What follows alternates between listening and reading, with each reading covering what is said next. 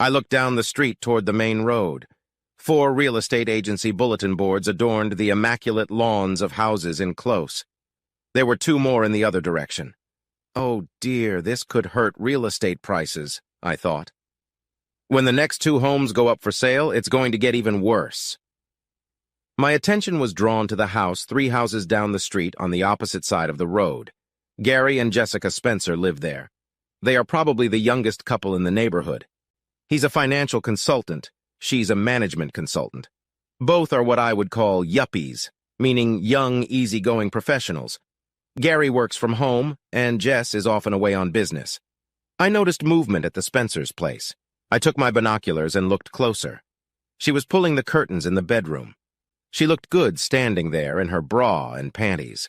She still had a great body for her age. She picked up her clothes, and he, as I watched, walked across the room to the bathroom. What did she see in him? I asked myself. He's not that big, and his body looked flabby. She stepped to her skirt, then lifted up her white blouse and ran her hands through it. As she left the room, she was still buttoning her blouse. Gary came out of the bathroom wearing only boxer briefs. I watched him buckle the belt on his jeans without bothering to put on a shirt, and I noticed his man-boobs rippling as he followed her out of the room.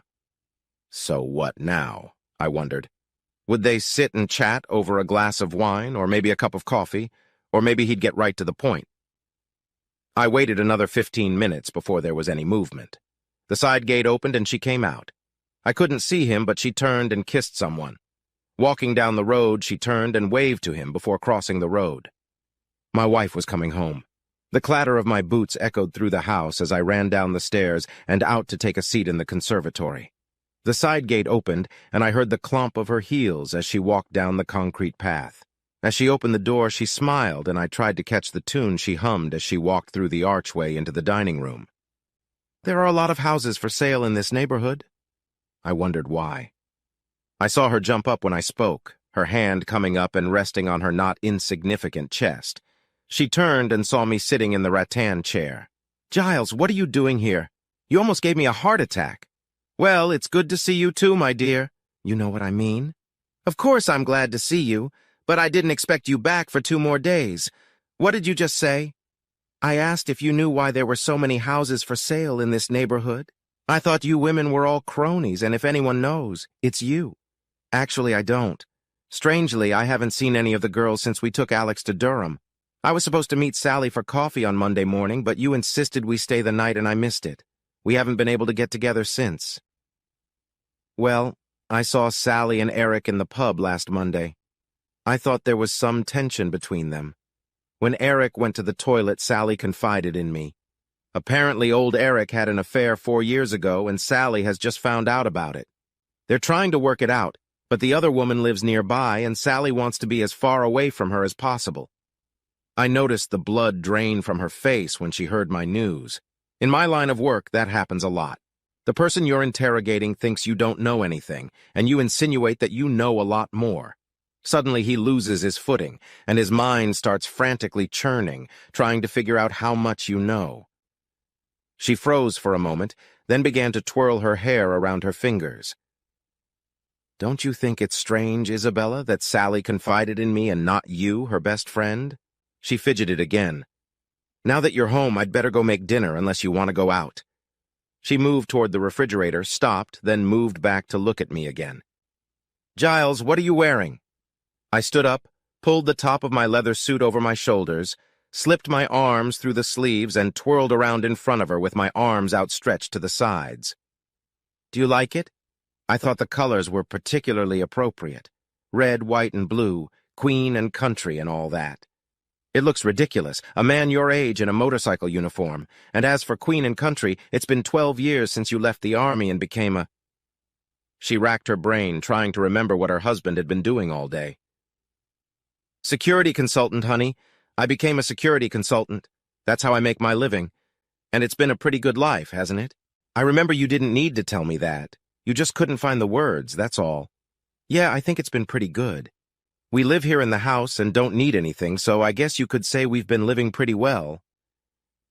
"I've overcompensated for the promise I made to your father, haven't I? Promised to keep you at the level you're used to. I think I've done even better than that. But now that I'm retired, you may have to cut back a little. She dropped the oven dish she had taken out of the cupboard. When a ceramic dish falls on a ceramic tile floor, none of it feels particularly good. Isabella, you actually have to be more careful. The dish is easy to replace, but who knows if we can get tile like this anywhere else. Screw the tiles. You're standing here in motorcycle leather saying you're retired. What kind of midlife crisis is this? When were you going to talk to me about this? Well, I wasn't, because I didn't think it was any of your business. Just like you obviously didn't think it was any of my business if you cheated on me with Eric. Now that punch actually hit the target. She staggered and was forced to grasp part of the kitchen island for support. Almost there. Now for another punch. Of course, you know that Tom and Helena are getting divorced. I have to say, it caught me off guard. When they moved here 3 years ago, they were like a young lover's dream. She almost whispered it, and I had to ask her to repeat it. You don't know why? Sally didn't know for sure. All she could tell me were rumors, and you know how I hate spreading rumors. She took a stool and sat down. What do the rumors say? Something about Tom having someone on the side, but I wouldn't worry about that. It's just a rumor. Now she was very pale. Maybe I'll take one more shot before she has to visit the restroom. You know, this got me thinking, with so many houses going up for sale at the same time, I wonder if there isn't some common link. We know of 2. Can you think of anything that connects the other 2? Sorry, I have to go to the bathroom. She got up and ran to the downstairs restroom. It seemed like a good time to get some coffee. I turned on the coffee maker, enjoying the aroma as it ground the beans and prepared the black liquid. I was still drinking my coffee when she came out of the bathroom. Her makeup had been washed off, and she already looked her age. She still looked a little shaken, but had obviously decided that the best form of defense was offense. I thought you had already changed out of that ridiculous costume. Why would I need it again soon? So it comes with a motorcycle? Oh, and not just any motorcycle, but a Ducati Panigale that can go over 160 miles an hour. Why would you want something like that? The general speed limit is 70. Oh, I see. It's to compensate for your other little problem. I've heard of men buying powerful cars when they can't go fast enough. I couldn't help laughing. Like I said, I'm retiring. I need something to replace the thrill of jumping out of a plane at 3 kilometers. Come on, you're a damn consultant. Consultants don't jump out of airplanes. Well, it's all a matter of semantics. Some people prefer to call us mercenaries or soldiers of fortune, but I think security consultant sounds much more euphonious. She sat up again, her mouth open in bewilderment. Are you telling me you've been working as a mercenary for the last 12 years? Why didn't I know? Because you weren't interested. You didn't want to know. Do you really think some office worker spends 3 or 4 months in African countries? I already told you I work with governments. That means training, rebuilding their armies, and yes, fighting wars. War is privatized, my dear. Whenever a government wants to do the dirty work but doesn't want a kickback, they turn to people like me. Did you ever wonder how come some of my injuries were given to a counselor? You said they were accidents. They were. You don't think I got them on purpose, do you? But you broke your leg in Cape Town, came home on crutches. I did. It was definitely broken. It just wasn't a car accident. Shrapnel wounds looked just like the results of a compound fracture. I watched her try to absorb everything I'd told her, what she thought was a comfortable little life. I had been married to a stranger for the last 20 years. Not really. For the first 8 years, I was exactly who you thought I was. The question is, are you the woman I thought you were? Apparently not. Oh, that's how it is. You can't blame me for seeking comfort. It's not like I'm getting any from you. I've never held a grudge against you for your problem. I never even brought it up. I'm just a human being.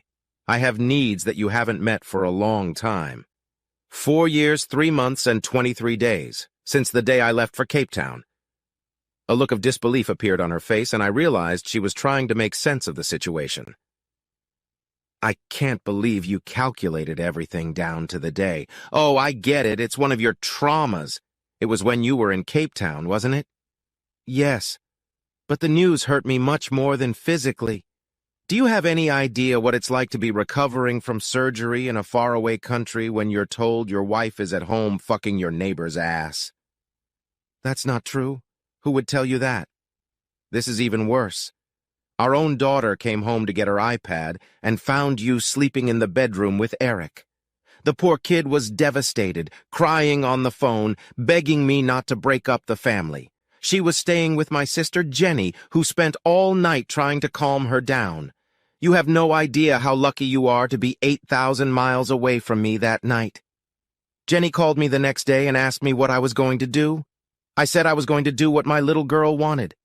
I don't know exactly when I made the decision, but even before I left the hospital, I knew I would never touch you again, not the way my husband does. She stood in front of me in silence. I could almost hear her gears turning, trying to put it all together. She realized there was one piece of the puzzle missing, a piece she had been missing. Why now, Giles? Why are you telling me this now? Like I said, I'm retiring. Well, retiring from active duty. I'm getting a little slow, to counteract the younger guys. It's time to tie up loose ends, and you, my dear, are one of them. No, don't, Giles. I'll stop. I only went to Eric because I was desperate. I've gotten nothing from you, but we can change. If you retire, we'll see a lot more of each other. So, Gary's just picking up my scraps? Does that include Tom, Greg, and James? Yes, of course it does. They were replacements. I would have preferred you, but you weren't here. And when you were, you weren't interested. And it never occurred to you to ask why? I thought you were in trouble, and I didn't want to embarrass you by making you talk about it. How thoughtful of you, my dear. I shall miss it. What do you mean you'll miss it? We can work this out. We'll go to counseling. I don't see how we can do that when you're here and I'm in the south of France. You can't divorce me, Giles. It would ruin you. Oh, I don't think so, but you're right, I can't divorce you. Tell me, what do you remember about our wedding? She looked into my eyes, trying to read what was behind them. We got married on a beach in Bali. That strange little man was babbling something in the language they speak there. The locals put garlands of flowers around our necks. It was all very romantic. And he gave us a certificate that none of us could read. He insisted on kissing me, and I giggled because his beard tickled. You don't remember the civil ceremony when we got home? No, of course not. Why would we get married twice? That's what I told the finance man when they refused to add your name to my pension. I just got back from Helmand, and they asked me to take care of some business. For God's sake, Giles, get to the point. The thing is, darling, we're supposed to have a civil ceremony here. This certificate isn't worth the paper it's written on. I must confess, my first thought was to talk to you and straighten things out. Then I heard rumors about what you were doing with that young subaltern while I was in that hole. I put it all on the back burner and kind of forgot about it. I guess legally we were never married. You're right, I can't divorce you. I don't believe you. It's all just a bluff. You can't just walk away. Take this to your lawyer. I'm sure he'll say that's what I can do. Isabella was distracted by a noise outside, and she hurried to the window to look. There's some man pounding something into our lawn. Ah, it's for the Board of Real Estate Agents. I called there on the way here when I put the house on the market. I don't need it anymore. But what about me? What about Alex? I wouldn't worry about Alex. She's planning a vacation with her dad. I'll do my best to get her to come see you, but you two haven't been close in years, have you? No, I'm not going to let you get away with this. I'll get a lawyer. There must be something I can do. I've given you the best 20 years of my life. I should be entitled to something. Come on.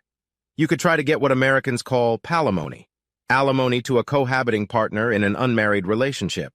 But I'm not sure there's any precedent for that here.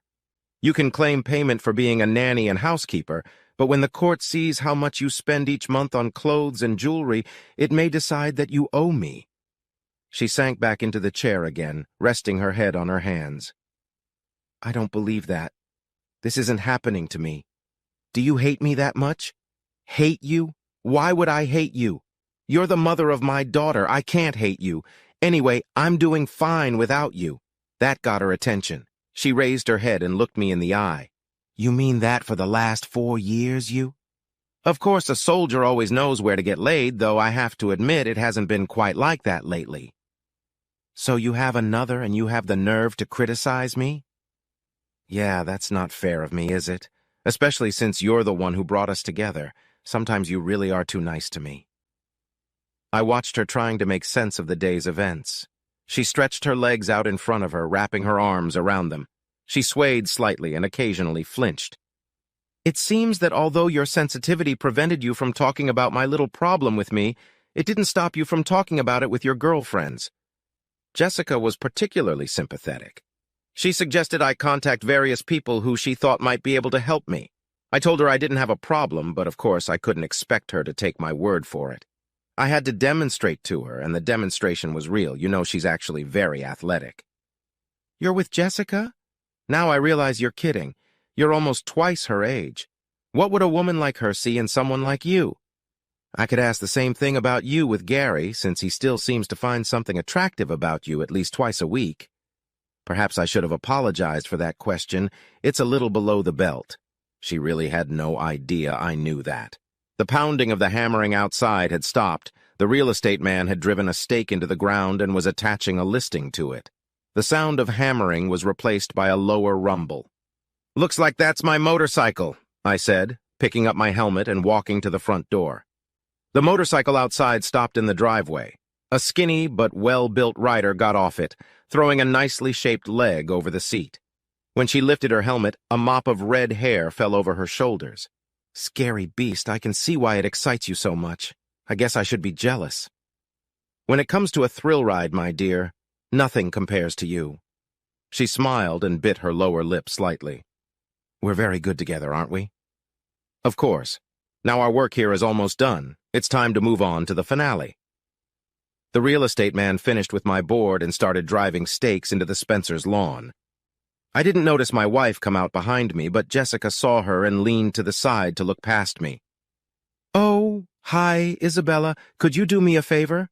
Gary's not feeling very well. You'll look after him for me, won't you?" Isabella seemed at a loss for words, so Jessica answered for her. "Of course you will. Why wouldn't you? You've been doing it for so long you'll hardly notice the difference." I put my helmet on and started the engine. Jess jumped in behind me and we drove the short distance to the Spencer house. Gary was bickering with the guy installing the bulletin board. He was caught off guard when a motorcycle pulled into the driveway. He was even more surprised when his wife jumped off the back seat. "Be nice, Gary, and let the man do his job." "But I don't understand what's going on." "Maybe this will help," she said, pulling an envelope out of her leather jacket. "It's a letter from my lawyer informing you that I'm filing for divorce. You don't have to sell the house. You can always buy it back from me, but I don't think you have the money for that." Gary stood staring at her with his mouth open. "Don't worry, dear. Isabella has promised to look after you, so you'll hardly notice I've gone. Now be a good boy, go back inside and let the man do his job." He didn't even open the envelope, just turned and walked slowly back to the side gate. Jess buttoned up her suit, put on her helmet, and climbed in behind me. We were barely out of the gate when a voice came over the helmet's intercom. "How long does it take to get to Portsmouth?" "About an hour."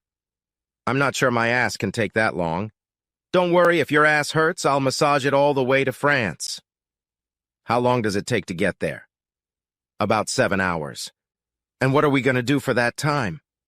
"I booked a cabin." I felt a slap on the shoulder. "You're a very naughty boy, and I love you." When I felt her arms around my waist and her body pressed against my back, I knew this day was worth waiting for.